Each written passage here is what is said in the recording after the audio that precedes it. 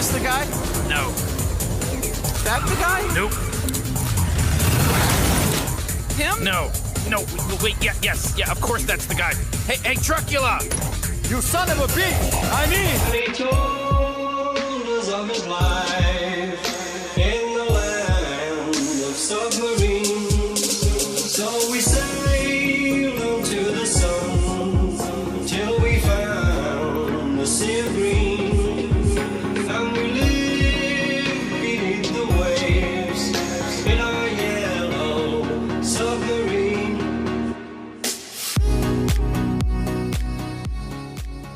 Hey everybody, and welcome to What the Hell Happened to Them? Julia Roberts carries us forth. I am your host, Patrick Skeyhill, and joining me, of course, is Geriatric Joe. I'm an old man. Way to play that subtext, Jerry G. Yeah, Jerry no J. Yeah, it's okay. And of course, on the audio voice is Left Van Rensselaer, keeping us sound so slippery smooth, and he's reminding me to remind you that you can email the cast at whathappenedtothemcast@gmail.com. Our 138th episode spectacular is approaching, so send in any thoughts, clips, ideas you want us to talk about, and we're happy to go over them. Joe, what movie are we doing this week? Ocean's 11. Yes, the remake of the 19-something hit starring the Rat Pack. Yeah, Sinatra, Sammy Davis Jr., Dean Martin. This is a new kind of Rat Pack. This is just Hollywood A-listers. Yeah. All over the place. Really good-looking people. Yeah. Thank God Leonardo DiCaprio was not in this film, because him and Brad Pitt and Matt Damon are all the same person to me. Really? I have such a hard time telling them apart. Wow. It's true. Right? Because Leonardo and Matt Damon were in that Departed movie together. Yeah. Yeah, that was rough. Especially because they're changing sides. Wow. I was like, I can't. What's happening? Wow, that's so weird. But enough about that. Are we going to rank them right now? No, I'm not going to rank them, because I can't tell them apart. Ready? Brad Pitt, Leo, Matt Damon. All right, great. Tell me what this movie's about, Joe. Danny Ocean and his 10 accomplices plan to rob 3 Las Vegas casinos simultaneously. So, I don't think that happened. Yeah, it was just one, right? Just at the vault of one casino? Yeah. And that was the whole... I won't quibble with that too much. Okay. All right, Joe, let me tell you who stars in this movie. Yeah, tell me. Are you ready? Give me the 11. We have A Man Who Stared at a Goat. We have Dano from Hawaii Five-0. We have Paul Thomas Anderson's cowboy porn star. We have the coward, Robert Ford. The father from Just Shoot Me. The bad guy from Interstellar. The best character for Transformers. And some woman. Oh, come on. I thought you were going to say and at least put a little respect on the name Julia Roberts. I would love to put respect. I wish the movie gave her some respect. But that was I how think she's the movie, excellent in this. That was how the movie treated her. It was just like, oh, and a woman. Oh, yes, this object for Danny Ocean to win back. Yeah, she's definitely the sole female actress. Yeah, spoiler alert, everybody. The film does not pass the Bechdel test. I don't remember seeing another woman in this movie that was had a speaking role. Nope. Not even like a cocktail waitress getting flirted with, or like a female poker dealer. Oh, there was that one lady poker dealer that Bernie Mac replaces. Oh, yeah. That's it. Yep. The end. Don't you miss Bernie Mac, though? Yes. Yeah, his show was funny. He had a funny show. He had a great show. He had an outstanding performance in Bad Santa that I will never forget. Oh, that's right. Yeah. He's great in that. Did you name Elliot Gould? I know he's not one of the 11. No, I have, because I don't know who that is. He's in The Long Goodbye. He's in MASH. Oh, wait. Okay, yeah, all right, let's go over this. Incredible. He's Ross and Monica's dad. Oh, I think I confused him with the dad from Just Shoot Me. I've never watched an episode of Just Shoot Me. I don't remember what that guy's name is. I just thought it was that guy. It might still be that guy. It might be. It's tough, though, because his hair's so wild and out there in Just Shoot Me. Yeah. Isn't that George Siegel? Oh, it is George Siegel. Because I've watched a lot of George Siegel movies this year because he passed away. Yeah, it's George Siegel. That's so funny. I'm all off. Yeah, you've been on film sets too long this week. I don't know my Just Shoot Me filmography as much as I know my Frasier filmography, sadly. That's understandable. Elliot Gould's still working. Hell yeah! He's great. He won't be stopped. Who'd want to? He's in Ocean's 8. Hilarious. Of course, he's the connecting thing. I had no idea. I hadn't seen it. I did, and I fell asleep to it, but I remember that he's in it for a few minutes. In the Kominsky method, he plays himself. Wow, he's just hanging out with Alan Arkin and Michael Douglas. Grace and Frankie last year, Romancing Brazil this year. I mean, this all makes sense. Do you know when this movie came out, though? Ocean's 11, the movie we're talking about today? 2000, I don't know, 2? No, December 7th, 2001. Does that ring any bells for you? The anniversary of Pearl Harbor. And then I don't know, Joe. Oh, this makes me weep. What is it? It's my birthday. Ooh. Yeah, thanks. I know your damn birthday. Oh, my goodness. I didn't ask you to. Yeah, well. You did that on your own. I'm going to give you the budget on this one. Give me that We're just going to jump into it. $85 million. I am shocked. Yeah. It is that low. I feel like this, and you know the behind the scenes stuff that happened on the set. Everyone was just having a good time. I think everyone just wanted to be there. The behind the scenes. Everybody just wanted to hang out with Sodi. You know. What was he coming off of? Traffic and Aaron Brockovich. Yeah, well, that'll double help. director Oscar nomination. Well, I can understand why Julia Roberts is willing to put up with this role then. Yeah. She's. I mean, Soderbergh's coming off of a run that includes The Limey, Out of Sight, Aaron Brockovich, Traffic. Then he has this, and he's going to follow it up with the Tarkovsky remake of Solaris that I don't think you like. No, I haven't seen it. It's not bad. Okay. It just very interested to watch it because it is a full that the movie took. hour and 10 minutes shorter. Yes. It's like 90 minutes long. I know, Joe. I was there. I was there. Yeah, the Limey. So like, I get some Limey vibes in this, but overall, it's sort of like it's weird because it's clearly Hollywood big budget film and script. Oh, hell yeah. But here's some artsy things that he snuck in there. Dropped frames. For some reason. Jump cuts. Odd transitions. Messing with chronology. Weird mirror shit. Classical music. Fun credits. Yeah. I think some of that made it fun to watch. Yeah, of course. This is a fun movie. Because overall, especially compared to this formula more updated, it's a little slow. And just sort of things going well the whole time. Yeah. But fortunately, there wasn't that thing where you're like, oh no, it's going poorly. And then you're like, oh wait, that was part of the plan. Yeah. I never had to sit through that. But at the same time, I'm like, oh, Andy Garcia is figuring out this whole bait and switch thing really quickly, considering how ridiculous it all must sound if he had to explain it to somebody. Yeah. Oh, yeah, we pretended to be SWAT people, and we intercepted the call, and we came in, and we were the SWAT team. We actually took the money out. And he's just like, oh, my God, were they the SWAT team? And I'm thinking, that's where you first go? I never would have guessed that, because it would have sounded so dumb. Yeah, well, he's a man who won't be tricked until he is. Does this movie end on a cliffhanger? Is that what I'm supposed to take away from the ending? No, they got away with it. But then those George two goes to bodyguards jail, right, for a little bit. Follow him, right? Yeah. And then the movie's over. So is it kind of a cliffhanger?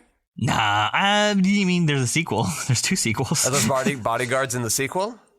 I don't remember. I have not watched Ocean's 12 I just want to know why we're ending with 2 bodyguards following them in a silver car, and then the movie's over. It makes it feel like it's harder to have that happy ending. Do you think it's like a Quantum of Solace thing? Yeah, maybe. Maybe that's what he was going for. I can't really recall. I'm sorry. I have not seen Ocean's 12 since I saw it in the theaters in 2004. It sounds like we're going to see it in a month or whatever, so we'll figure it out. We'll see it very quickly. I just want to know what that was about, because that was weird. And we're seeing here, Steven Soderbergh obviously knows how to direct a movie. A master. He did cinematography I like as well. that he had the leeway and the desire to put in all that weird stuff. Yes. Kind of add a little art to this clearly giant blockbuster movie. But even just on a basic craft level, he's got a couple scenes with just 11 people. That's and they're all mostly big movie stars. That's so hard to cover. How do you make sure you're capturing all 11 people efficiently enough? This is the thing. I feel like Hollywood was a little different back then. Yep. This is Brady's whole theory, is that there was a time when Hollywood would do stuff like this and let our tours play around a little bit. And give them a big budget to work with. And let me tell you something. It fucking worked. This movie made $450.7 million. Yeah, it's a big deal movie. For a crew movie, too. Yep. Didn't feel like, unlike later crew movies, nobody really had very distinct... You could kind of trade around George Clooney and Brad Pitt's roles between them. Yeah. Like, they didn't have a particular set of skills. They were just good-looking Brad Pitt's really good at eating food and looking, like, interested in what you're saying. Yeah, like, we're set up with Brad Pitt because he's, like, with all this card stuff he's doing with these celebrities and whatnot. Topher Grace. Yeah, he looks so weird. He sounded like Topher Grace, but didn't look like Topher Grace. It's wild. I thought he looked like Topher. But then they called him Topher, and I'm like, oh, shit. His card-playing skills never come up. It never mattered that he could play cards. Yeah. Maybe he'll come back in the sequel. I don't remember. Yeah, computer guy obviously needed to be good with computers. Flexible Asian man obviously needed to be flexibly Asian. I guess Casey Affleck did like one robot thing, but most of the time he's just comic relief with Scott Caan. And who else was even in there? Oh, Bernie Mac just was like had an in, so like he was useful there. I guess Don Cheadle knew how to blow things up. I'm trying to find this computer guy. So this computer guy, Eddie Jemison? I don't know. He's been in movies like the Ocean's movies, Bruce Almighty, The Informant, War Dogs. He was in the Veronica Mars movie. I guess he's been a TV guy because he has not been in many movies. No, I bet he's like, one of these things doesn't belong in this cast as he's looking around the room. He's like, I better just shut up and do my job so they bring me back for the next one. Well, I'm about to pour it on when I tell you that the Asian actor, I want to pronounce his name, I'm trying, Xiaobo Qin? Probably Xiaobo Qin. Yeah, he has only been in Ocean's movies. He's been in the 3 Soderberghs and then the Ocean's 8, directed by Gary Ross. Yeah, he seems like an actor with a very, very, very specific set of skills. Yeah. So, not too surprised at that. Wasn't even sure if, like, you would need him for the other two. Like, is it just like a one-and-done thing and then you get somebody people know? I don't know. If we remade this movie today, who are the people you put into that movie? Who's your 11? And your one random woman? I did not expect you to ask me. You know who annoyingly I think is I'm not sure in which role, but you know who I annoyingly think we're going to get? Jennifer Lawrence? Chris Pratt. Oh, yeah, obviously we'll get Chris Pratt. We'll get Ryan Reynolds. We'll get Dwayne Johnson. Like, ugh. Yeah, Dwayne Johnson would be George Clooney. You really think? Oh my God, I don't think he'd settle for anyone else. Oh, God. That sounds like the most miserable fucking movie ever. I think, Ryan Reynolds and Chris Pratt, I think they're those... They're the Brad Pitt and Matt Damon? Yeah, no, they're the... That's who we've got now. I think they're brothers. I think you do comic things with them.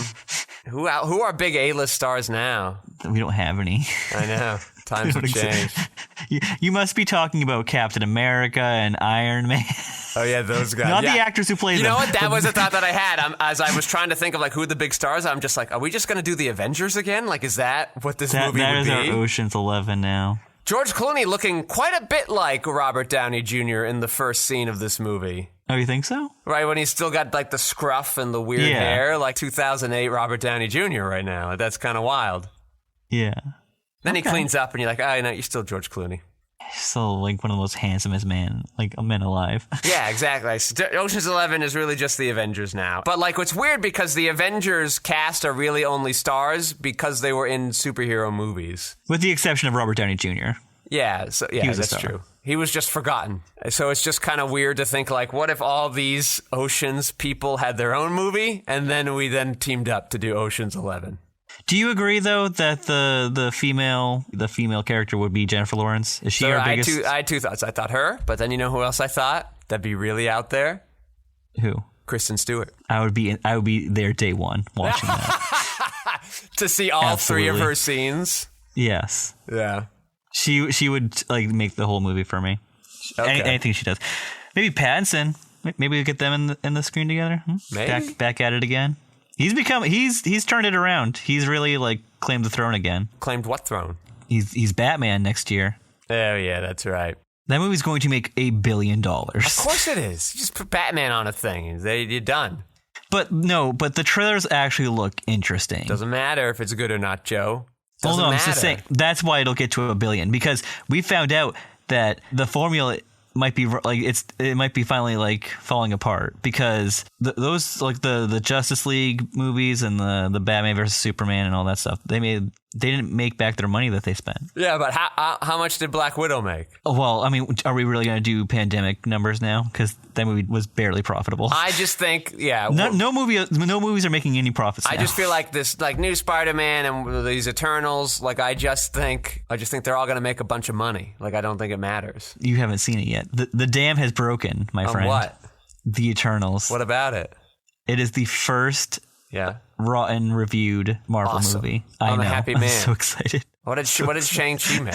I'm sorry, but it's just like it's time to change up the formula. We've hit a breaking point. No more green screen bullshit, please. Well, that's got to be hard to do your superhero movie that way. Just figure it out. The reviews might not even matter, Joe. It still might make a gazoogle dollars. Well, I mean, there was the pre-sale was fine, but now it's tracking actually like 20 million less than it was supposed to. Okay, so what does that mean now? Like 140 It was tracking million? at 119, and now it's tracking at like 93 or something. Oh, no. That's like the highest it'd probably get now. Yeah. Which was what Venom did opening weekend. Yeah? Venom. A 90-minute movie. A breezy 90 minutes. It was so lovely. I was like, what is this? Oh, it's over? Yeah, you know what's weird? 5 stars. Is childhood Patrick likes the Carnage character. Adult Patrick still likes Woody Harrelson. I don't want to see the two together. You will not like that movie. Don't go see that movie. I would never recommend that to you. That was what I thought. Yeah. I didn't even like it. I just was happy that it was over before it got started, pretty much.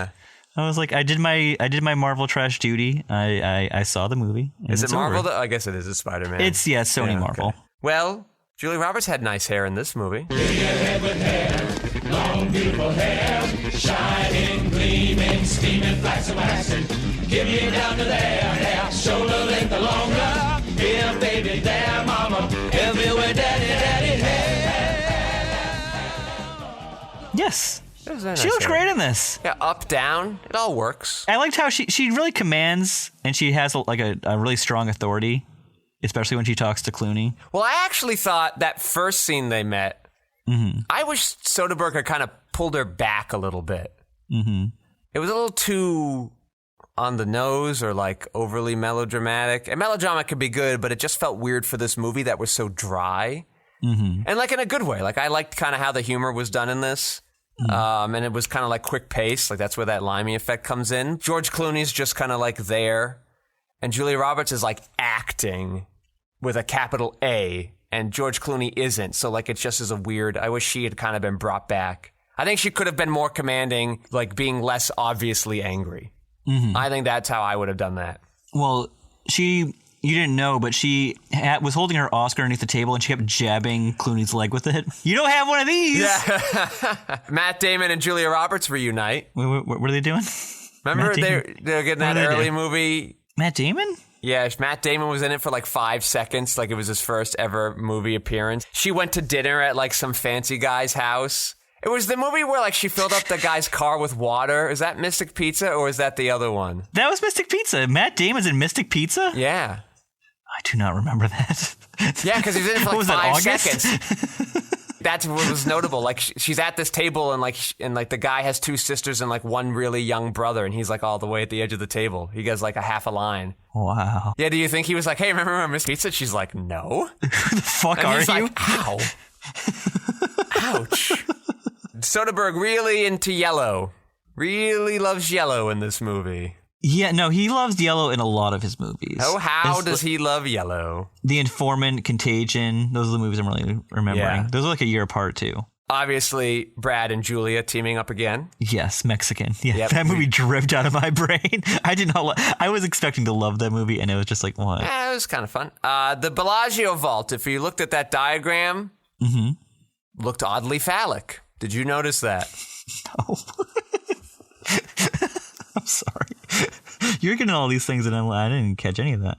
They have to build a whole vault They build a big old vault. Yeah, I didn't catch that it was phallic, though. Did you know that Don Cheadle was uncredited in this movie? Yeah, I was looking for his name because I wanted to make sure it was John Cheadle because I'm not used to him having that accent, and I was worried I was confusing him with somebody else.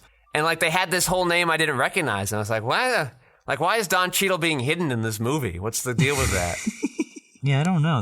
It was strange. But did you like his accent? I mean, it's a little bit much, right? Yeah, I mean, whatever. It is what it is. He wasn't like Brad Pitt in that movie where he was an Irish guy. Was it Snatch? Yeah, but didn't he also... He was in a movie with Harrison Ford that was like he was playing an Irish guy too, right? I don't know, but like in that whole Irish movie, like he's just saying like jargon. He's like Boomhauer from Yeah, King you of can't the understand Hill. a word he's saying. But oddly, Brad Pitt played Boomhauer's cousin for an episode, doing the really fast-talking voice in King of the Hill. Yeah. I want to find that immediately. Yeah, it was kind of amusing. This is kind of infamous. Yep. This little detail. The script was sent to Julia Roberts with a $20 bill attached, included with a note from George Clooney that said, "I hear you're getting 20 a picture now." This is, of course, a joking reference to Julia Roberts becoming the highest paid actress at $20 million per picture. Ah, she's getting Sandler bucks. Yeah. We want to know how this movie's old, Joe.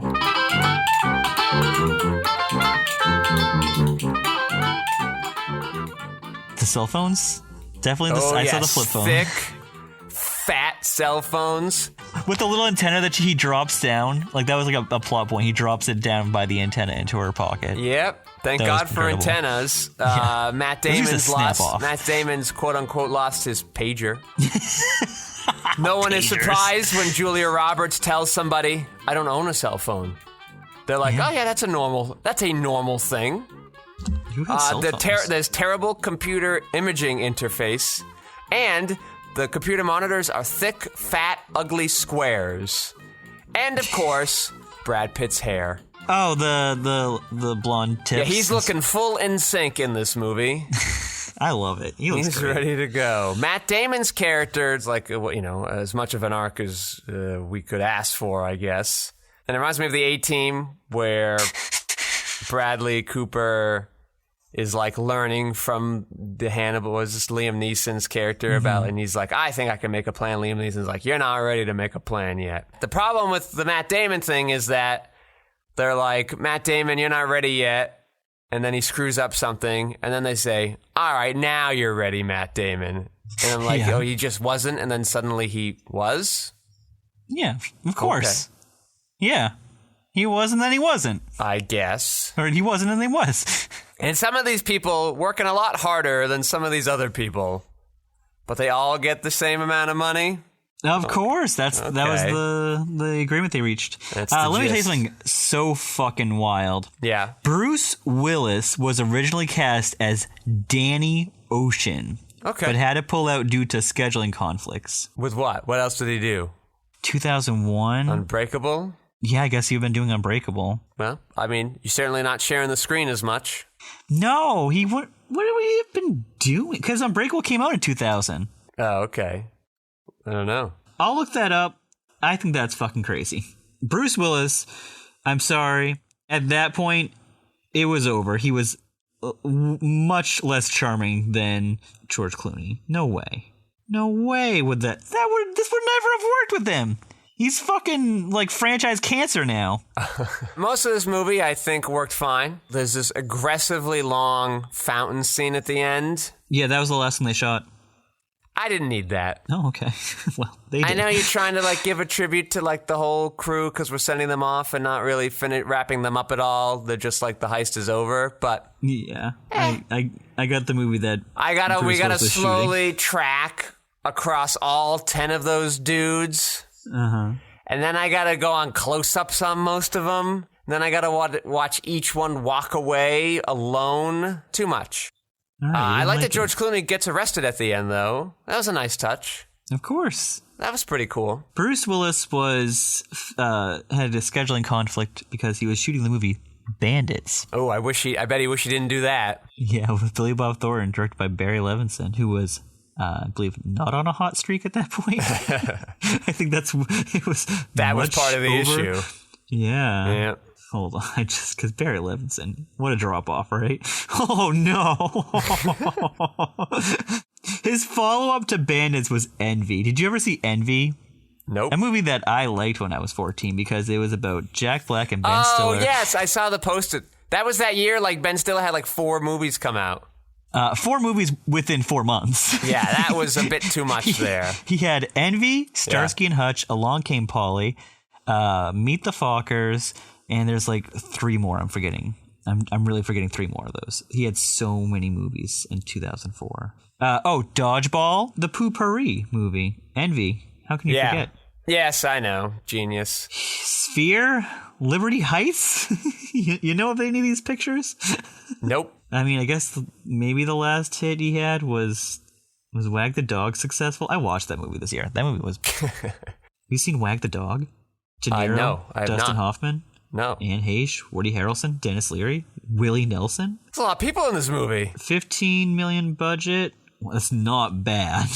$64 million. So yeah. Okay, well, hey, that's not... Yeah, 15. That's pretty reasonable. The Elvis Presley song "A Little Less Conversation" was chosen for the Las Vegas montage because it was identifiable as a Vegas song, yet not as obvious as "Viva Las Vegas," one of Elvis's least known songs. It received a remix version by Thomas Holkenberg, Junkie XL, and became a hit on the radio. I don't know why I need a Vegas song to let us know we're in Vegas. We're clearly in Vegas. It looks like Vegas. It looks like Vegas. Everybody says we're in Vegas. We're not dumb. Okay, two more things. One of them is just for you and me, but also the first one for Julia Roberts. Julia Roberts filmed all of her scenes in 2 weeks. Good for her.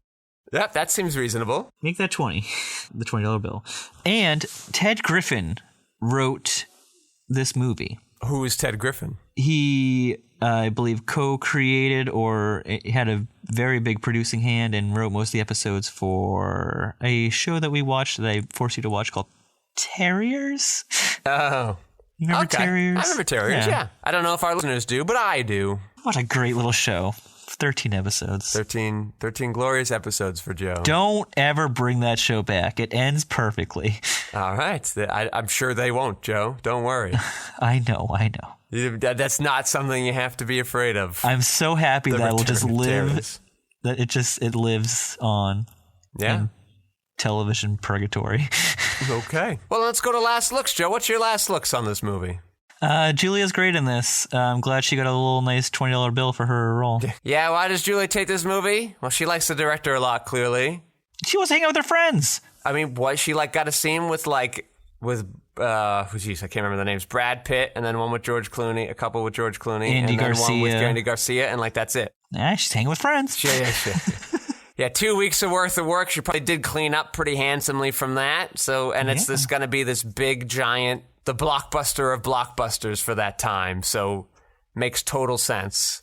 Mm-hmm. Easy work for her. Clearly capable of better, but again, she's barely in it, so that might have been fine for her. And it ends her 2001 run of The Mexican, America's Sweethearts, and Ocean's 11. Her 3 movies she made after she won the Oscar. They were mostly big hits. I think The Mexican made decent money, and the other 2 are huge hits. The Mexican bigger than it probably should have been, so...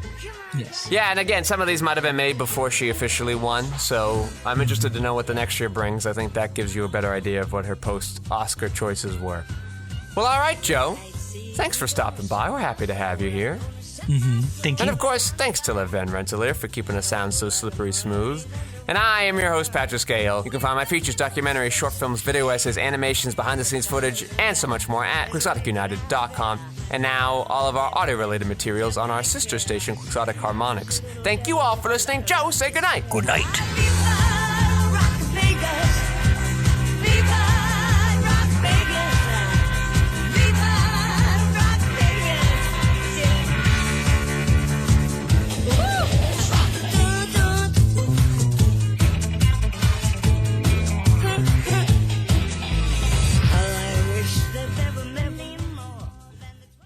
Oh my goodness, yeah. I just finished this mammoth shoot.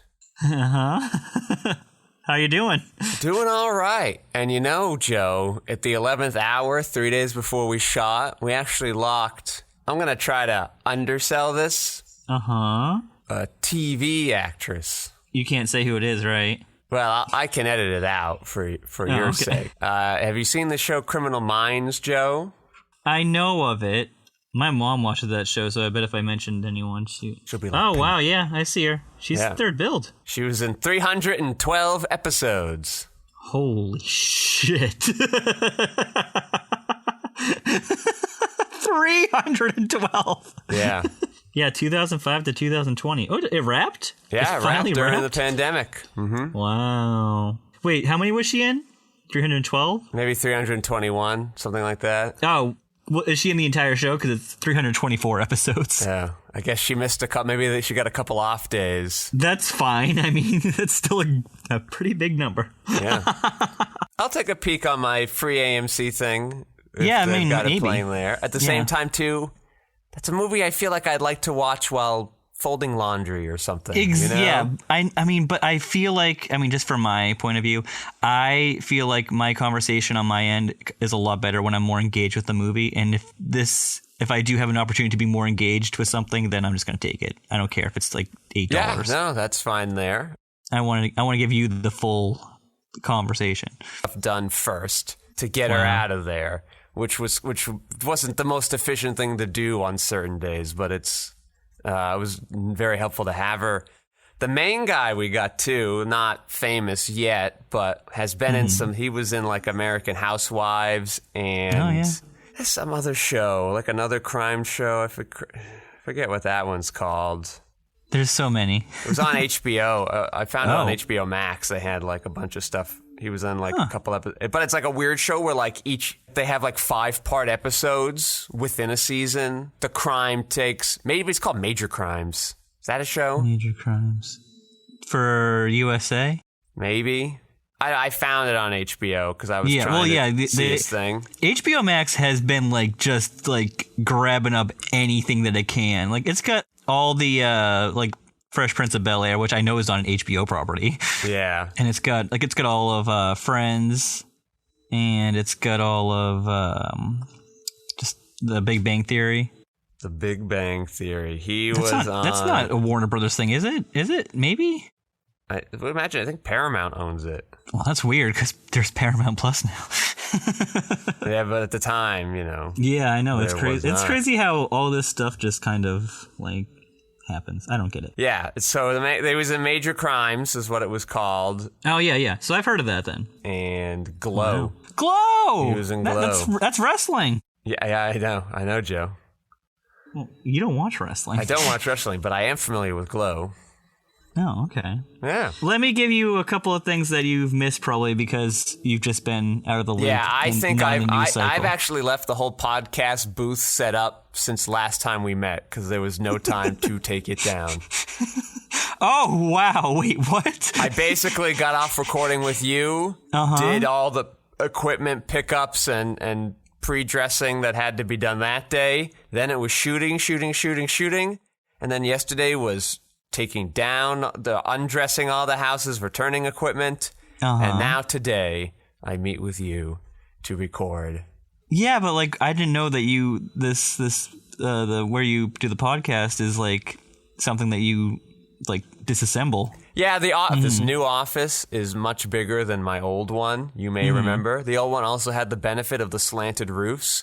So it was much easier to kind of muffle sound that way. The echo's just too large here. Yeah. That murder mystery episode in Hotel Transylvania 3, it's just echoes everywhere. Really? I have to build this, and it's a bit unseemly to kind of get in and out of around my computer, so I just take it down. I mean, it just looks like a black hole that you're in. Let me tell you something. Tell it away, Joe. Today is the official date that the new Dwayne Johnson movie comes out on Netflix. So we gotta do that next week. Yeah, we do. I was like, finally the shoot's done. I get to have a break and relax. You get to watch some nice movies. No. What's this movie called? It's called Red Notice. I sent you a poster that said bald and hair or something like that. Cause what does that even mean? Because it's just Dwayne Johnson's got no hair, and then Gal Gadot and Ryan Reynolds have hair. It's because Red Notice. What is that? Because Red Notice. What does that mean? What is that? That means nothing. The posters. It's the three of them photoshopped together. Like they couldn't even get together for the fucking poster. It's just like, what is this shit? It looks like awful. That Gal Gadot and Ryan whatever's defining features are their Yeah. hair. Yeah, I guess. Well, That's I mean, what they're Ryan most Reynolds known has for, some great their hair. Gal Gadot has like long hair. Yeah. Well, at least this one's free. I really like it when I don't have to give The Rock money. Oh, Ironically, I'd kind of like to give Sandler money, but he's also on Netflix these days. yeah. When's well, Julia getting her Netflix deal? Apparently, they're all moving there.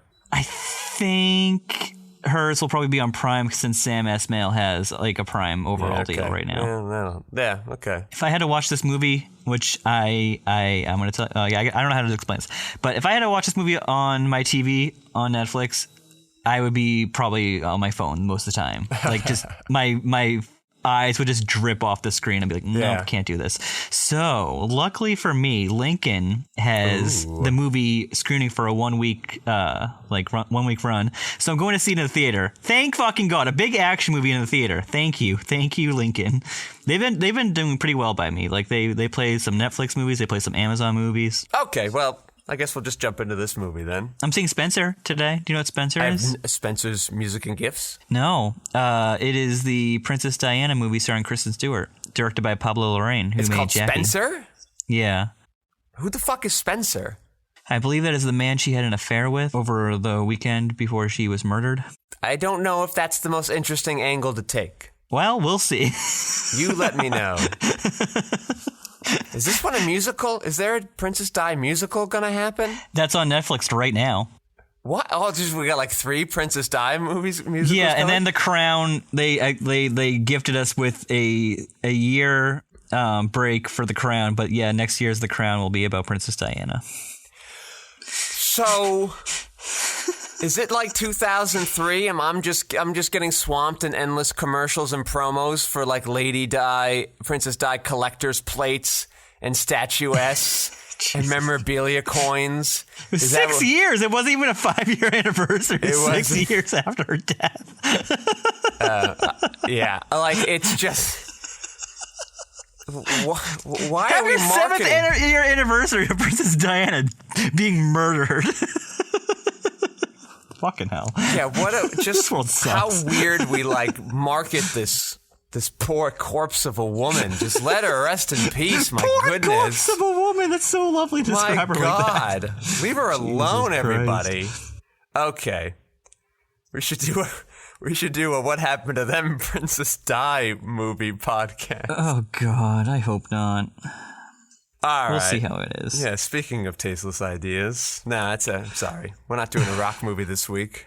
I mean, I have actually done it. I've managed to stay away from every piece of little promotional media for this movie except for I'm the so poster. proud of you. I have not seen a I trailer. literally have no idea. I forgot the Yeah. other 2 were in it until you just told me. I didn't even look at like any Rotten Tomatoes score. I'm going to this blind. All right. Okay. Well, we'll do that next week.